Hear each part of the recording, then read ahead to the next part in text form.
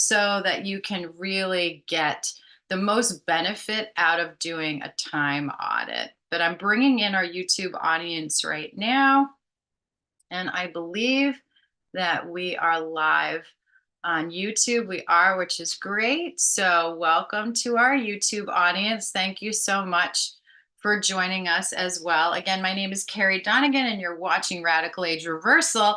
And as I said last week, we are starting something called Growing Up, not Growing Old, which means that you are growing into your absolute best self and staying young and vital and healthy as long as your chronological age keeps moving forward. So we're going to forget the number on our birthday candles, our birthday cakes, I should say, and we're going to focus on really what our biological age is and how we feel.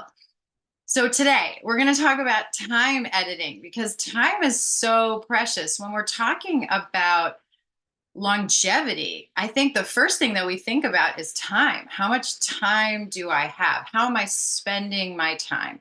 And I want you to go back and think about how your time was organized as a child. Probably before you went to school, your time was organized by a parent or the person that you were living with, and they controlled all of your time, and you just kind of went along with the flow. And that did a couple of things for you.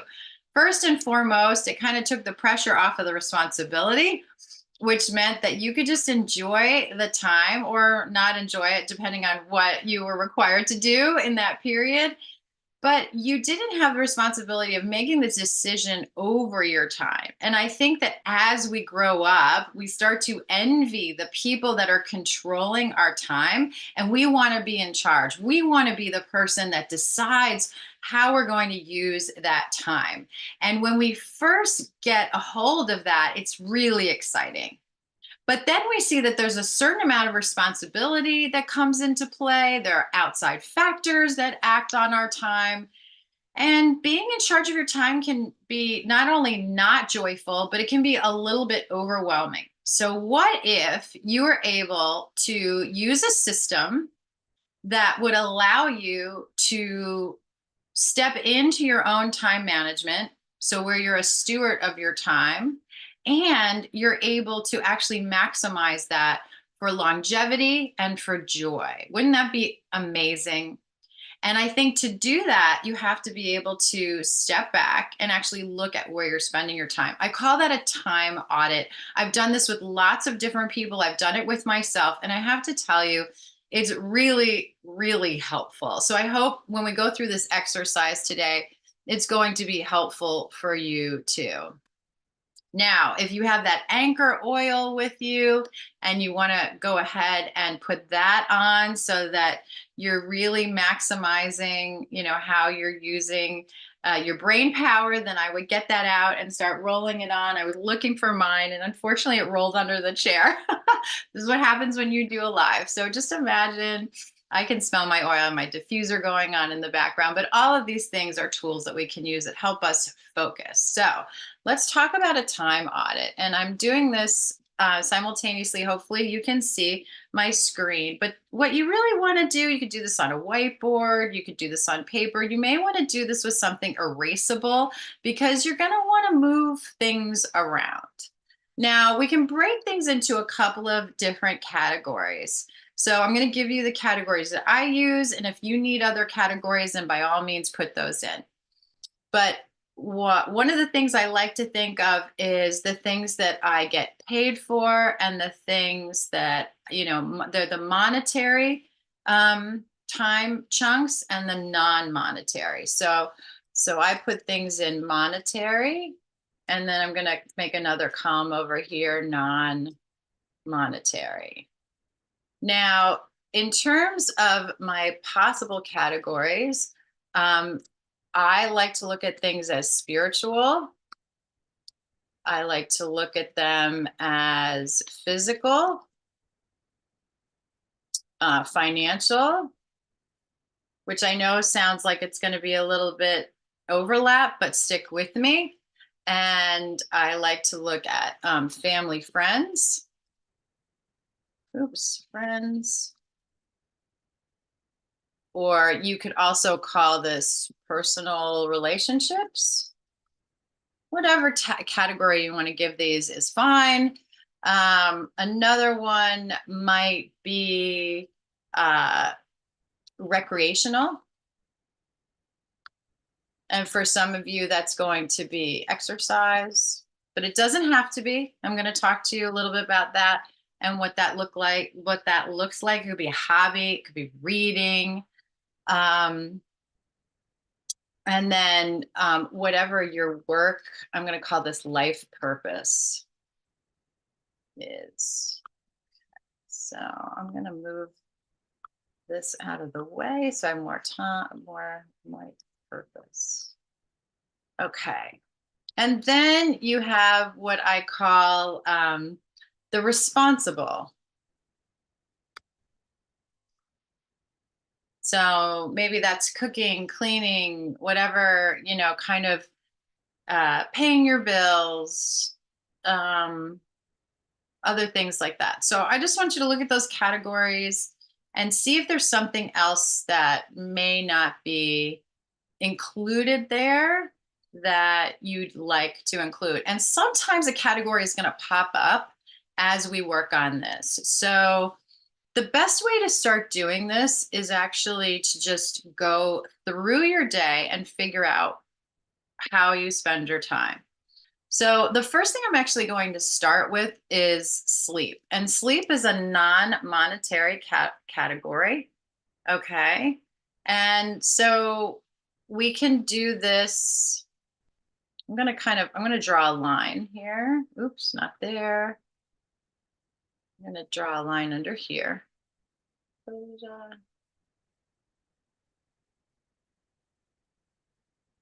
And like I said, this should be very much just freehand. Some people draw this in circles, some people like columns. We're just kind of looking at things in a different perspective. Now, for some people, I find, and this is what I do for myself, I find a chart works really is very, very helpful. So I'm going to add a chart in here. Or not a chart, sorry, a table. I meant a table. Let's text table. There we go. Oops, and it was in the wrong place. So let's say edit, undo, insert, go down here, and then put the table in.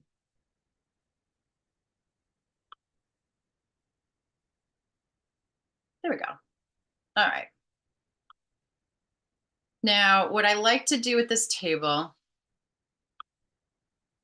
is I like to put in the hours of the day. So we're going to start with, this is going to be your time, right? These are sort of like time blocking, but we're going to do an audit with it. And so I'm going to say that I'm going to do it in whole time, but let's say I wake up at 7 o'clock, then we have 8 o'clock, 9 o'clock, and you can get some fancy planners and do this with it too. But this isn't just to increase your day. Let's see, let's go with, I'm going to go with 16 of these. All right. So 11, 12,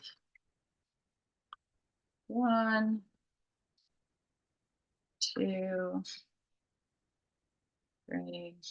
And this is more like a workshop than it is a lecture, which is why I'm actually giving you time to do this. I thought I had 16 rows. Maybe they're down here. Okay. I don't want that. I'm going to take that out. Oops. Interesting. 5, 6, 7, 8, 9.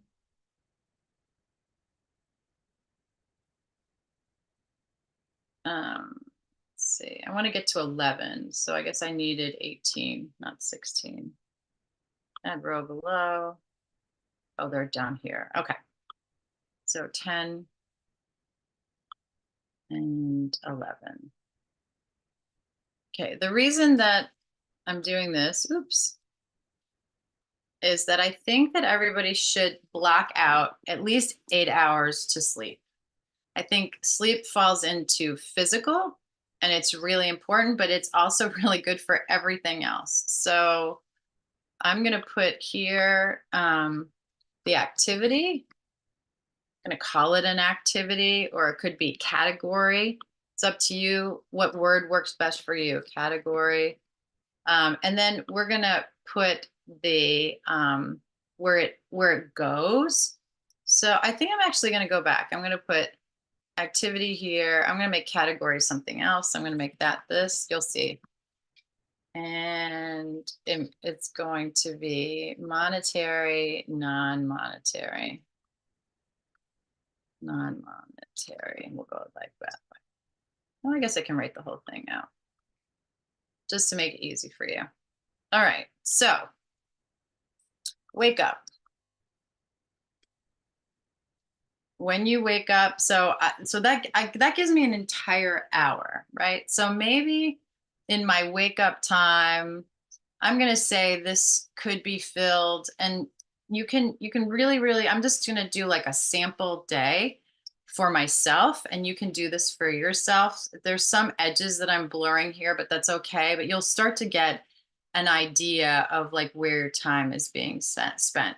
So you can break this down into much smaller time bits, but I'm going to call this sort of like, preparing for the day, which includes things like getting dressed and getting organized, all of those things. You can really get into minutia here. I'm not going to because we don't have enough time, but you definitely can be very detailed with this if you want. And for me, that is non-monetary. Okay. And then at 8 o'clock, this is my prayer time, right? So I'm going to put in church prayer. Right. I don't take phone calls during this time. I don't start my day until 9, so I make sure that I book in some private time. Maybe you're not a morning person, so your quiet time or some other time will be in a different part of the day. I'm just using this as an example, just giving you an idea how you're going to kind of go through this. And so the I'm sorry, this isn't the category preparing for the day. So this should be over here. See, it's kind of fun to figure this out. Preparing for the day. And then the category here, I think, is responsible. And because it's responsible to do all those things.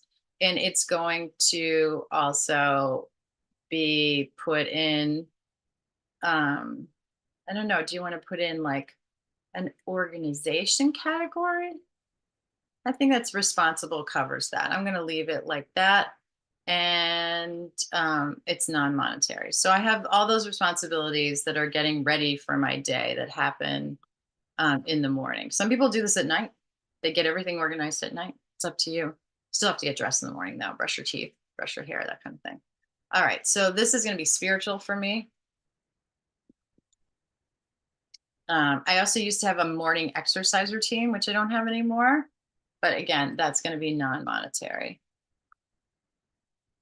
And if you're tired, then you may not have any monetary categories at all. And so those you might want to, that may not be a division that you need.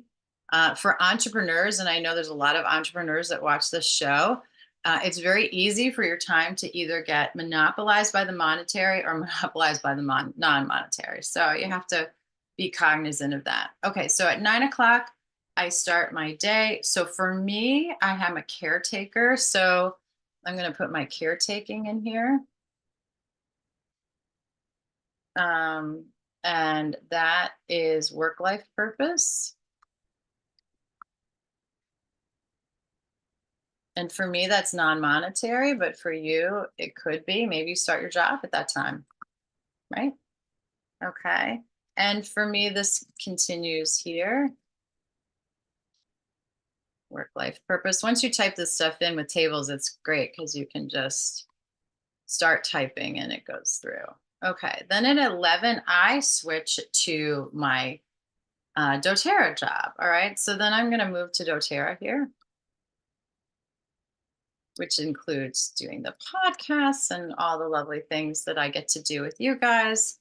Again, that's still work-life purpose, but it moves into monetary. Okay, and then I'm going to carry this through for a few hours, and you can start to see how this works. Okay, it'll start to go faster as you get these time blocks in. And I work all the way most days this way.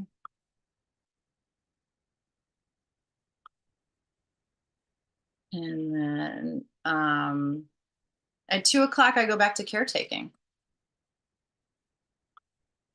And it's still work life purpose, but then it goes back to non monetary. And at 3 o'clock, I have another job. So I go to my job, oops, which is work life purpose, and it's monetary. Okay. So for me, that job goes on for the rest of my day. But what's interesting that within my job, okay, I'm going to say, because my job is physical, I get some physical activity, right? And I also get some breaks. Okay, so I'm going to say I have a break in here. And I like to put in recreational here, which is going to be non-monetary. And also toward the end of my day. So then I'm going to put my job back in here.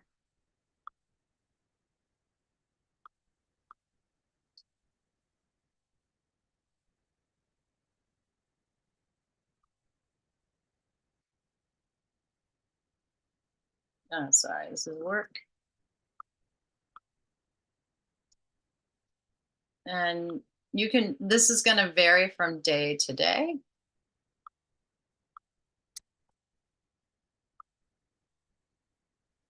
We're almost done.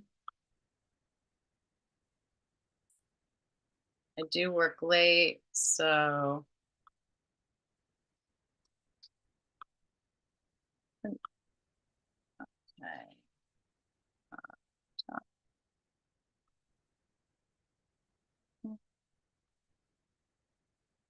Okay.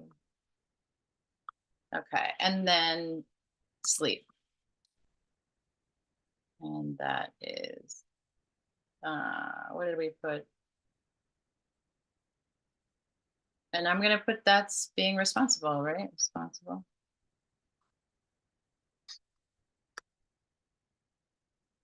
Now, you can also see that I could say that my caretaking was also in the responsible category. I could say that my caretaking is also, I could take this out and put it in as family friends, right? Because all of that is a possible category. So the reason I want, and if things overlap, the reason that I want you to kind of see them that way, I'm going to put under here, I'm actually going to change this. And this is why I like a chart, because you can say, well, it also falls into other categories. Did I misspell that somewhere? Probably. Yeah. Responsible. Okay. Do I have some physical activity in my day? Yep, I sure do. My job is very physical.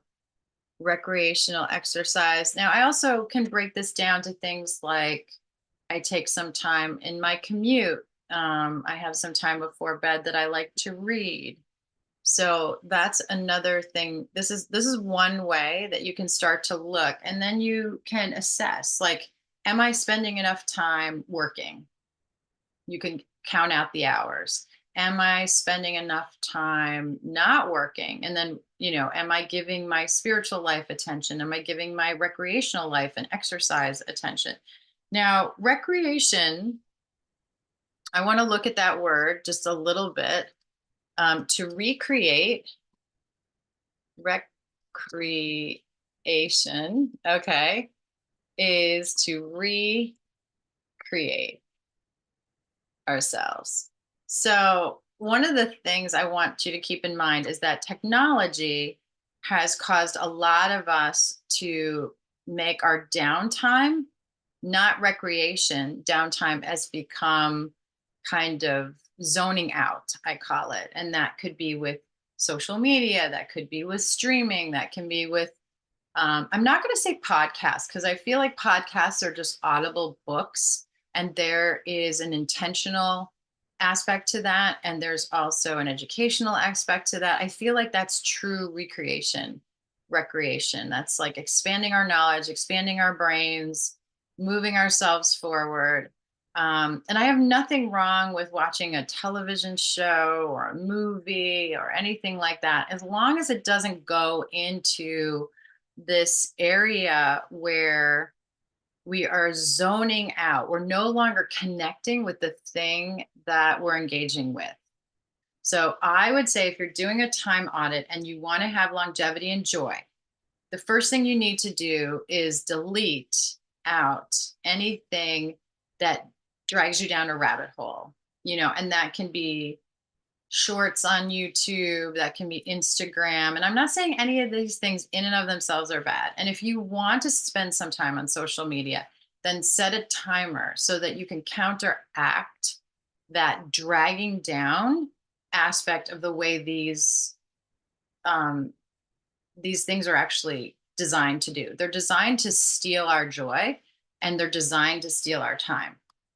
So we have to be a little bit cognizant of what we're doing and how we're doing it. So things that I want you to think of in the recreation category that I think are really important and very valuable are things like reading, listening.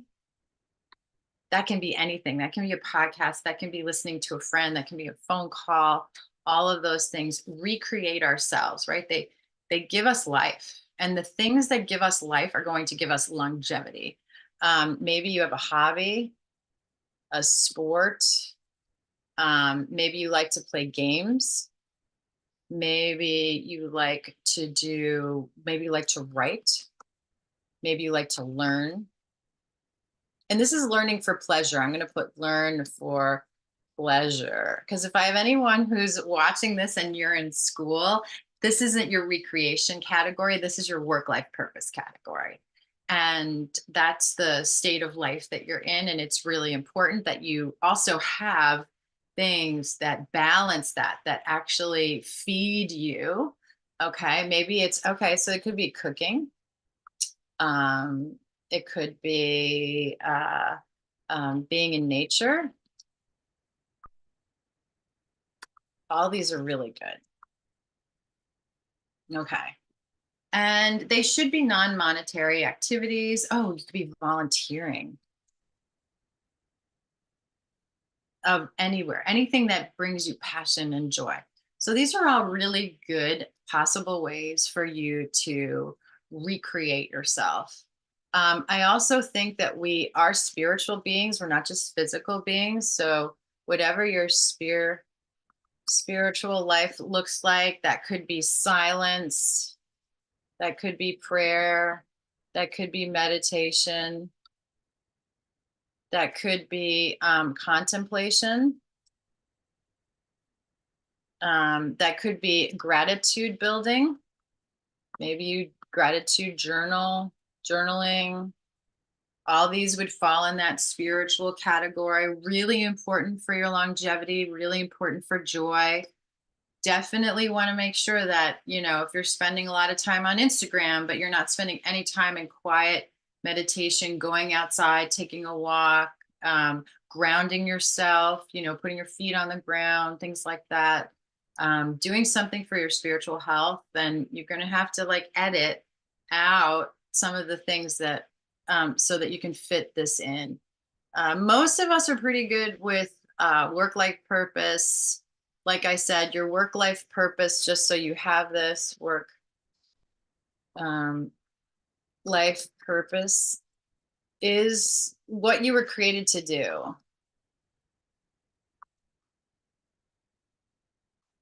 And you know what? That changes as life goes on. You might be given an opportunity to do something new, and that becomes your work life purpose. This could be something you get paid for or not get paid for. It's not necessarily connected, but we get up in the morning for a reason.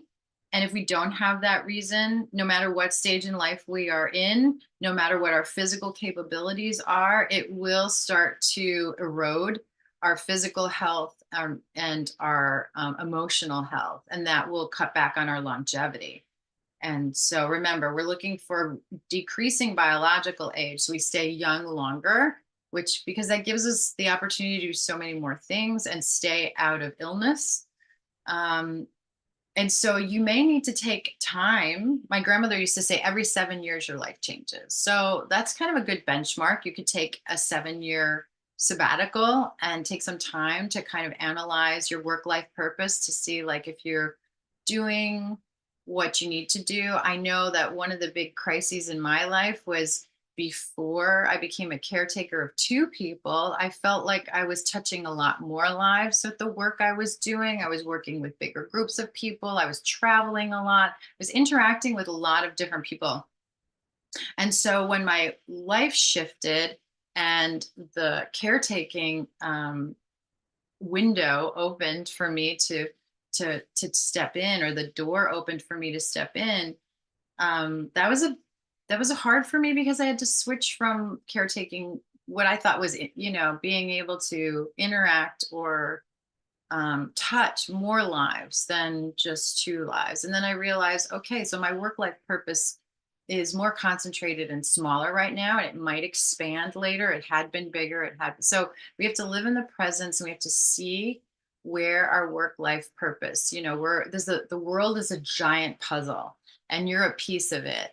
And I believe that when you are doing what your puzzle piece looks like, it feels very natural. It may be difficult, but it feels very natural and very fulfilling. And you have lots of fruit from it, right? You can start to see the fruits of your labor. But when you're trying to be someone else, right, or a different puzzle piece, or using someone else's gifts and talents instead of using your own gifts and talents, it can feel awkward, can feel frustrating, and there's no fruit. So if you feel like, gosh, you know what, I'm in this place in life and I keep bumping my head against the wall, I'm not happy, I'm frustrated, I'm not getting anywhere, that's a great time for you to connect with a mentor or an advisor, someone that can, kind of walk you through like your own gifts and talents, your own resume, your own skill set that you've built up over the years, and to really discern whether or not you're in the right place, right? Like I hear a lot of people say now, stay in your lane, stay in your lane. Like, and I guess that's okay. But what I really like to think of it is like be your own piece of the puzzle, right? Be who you were created to be, the shape and the form and where when you connect with someone else with your gifts and talents and their need, you feel light, you feel joyful, you feel fulfilled. And when you bang up against something, trying to do something or be something you're not, you feel frustrated. So I would say it's good to take some time to walk through that. Another category that we had is family and friends. For the workaholics out there, and I definitely was one of them. You have to do a time audit and make sure that your family and your friends are not just getting what you are responsible for, right? Because that's a different category, right? We all have to like wash our dishes and mow the lawn and take out the garbage and all that kind of stuff. That falls in the responsible category. And that's what it means to grow up, right? And be an adult and do the right thing. But our family and friends are the gifts that were given to us, and we have to make sure that we give them our time. Now, I love Simon Sinek because he says you really, really can only deeply connect with 14 people at a time. And those 14 people may change, right? We lose friends and family either to job changes, moves, deaths. Like there's all kinds of reasons that friends come in and out of our life, family members come in and out of our lives.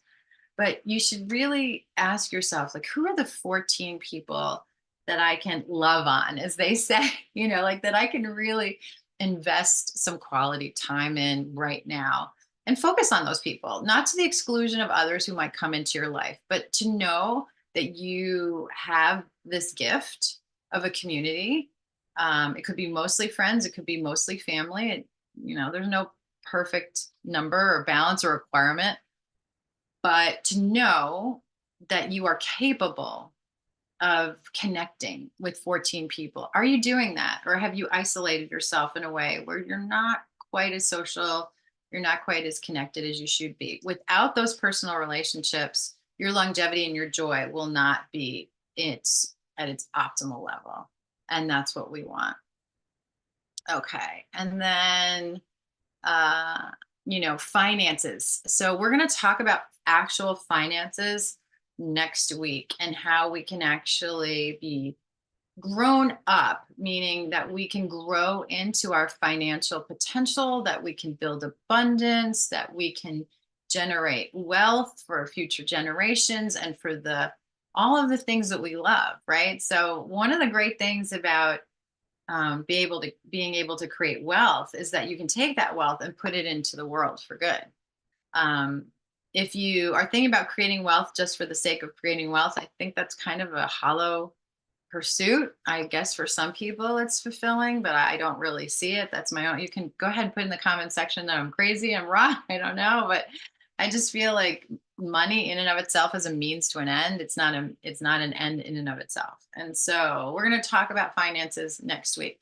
I hope we got a little late start this week because we had some technical difficulties, but I hope that this time audit is in whatever form you decide to go at it will be useful to you, that you'll do it on a regular basis, that you'll be honest with yourself. You can get down into the smallest amounts of time. I know people that do a time audit down to 15-minute increments, and they do every day of the week, or they monitor themselves for months. That's really an intense way to do it. Whatever you decide to do, but take some time to do a time audit for longevity and joy. Again, you're watching Radical Age Reversal. I'm Carrie Donegan. Thank you for being with me. God bless, and I'll see you next week.